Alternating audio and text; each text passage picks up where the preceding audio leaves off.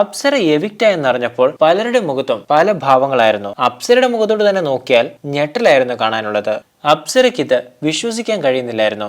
എല്ലാവരും കൂടി അപ്സരയെ പ്രാങ്ക് ചെയ്യുവാണോ എന്ന് വരെ അപ്സര ആലോചിച്ചു പോയി. ഇനി ജാസ്മിന്റെ മുഖത്തേക്ക് നോക്കുവാണെങ്കിൽ ആര് പുറത്തായാലും ഇടുന്ന ഞെട്ടലോട് കൂടിയുള്ള ഒരു എക്സ്പ്രഷൻ ആയിരുന്നു അവിടെ കാണാൻ സാധിച്ചത്. പതിവില്ലാതെ നന്ദന കരയുന്നതായിട്ട് കണ്ടു. ജിൻഡോ തന്റെ നർത്തകി കൂട്ടുകാരിയെ പിരിയുന്നതിൽ സങ്കടപ്പെടുന്നതായിട്ട് കണ്ടു. ഋഷിയെ കെട്ടിപ്പിടിച്ച് ഋഷിയുമായിട്ടുണ്ടായിട്ടുള്ള ആ ഒരു പിണക്കം അപ്സര പെട്ടെന്ന് തന്നെ മാറി നിന്ന അൻസിബയെയും മനസ്സു തുറന്ന് അപ്സര കെട്ടിപ്പിടിച്ചു.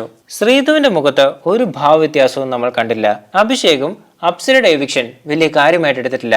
അപ്സര പുറത്തായപ്പോൾ തുടങ്ങിയ ഒരു കരച്ചിലാണ് അർജുന്റേത്. ഇതുവരെ അത് നിർത്തിയിട്ടില്ല. അതിനും വേണം അപ്സരയുമായിട്ട് അർജുൻ കണക്ട് ആയതൊന്നും നമ്മൾ കണ്ടിട്ടുമില്ല. മോഹൻലാലിന്റെ അടുത്തെത്തിയപ്പോഴും ഇത് തനിക്ക് വിശ്വസിക്കാൻ സാധിക്കുന്നില്ല എന്ന് അപ്സര വീണ്ടും പറഞ്ഞുകൊണ്ടേയിരുന്നു. അപ്സരയുടെ ഈ ഒരു എവിക്ഷൻ ഫെയർ ആയിട്ട് നിങ്ങൾക്ക് തോന്നിയോ?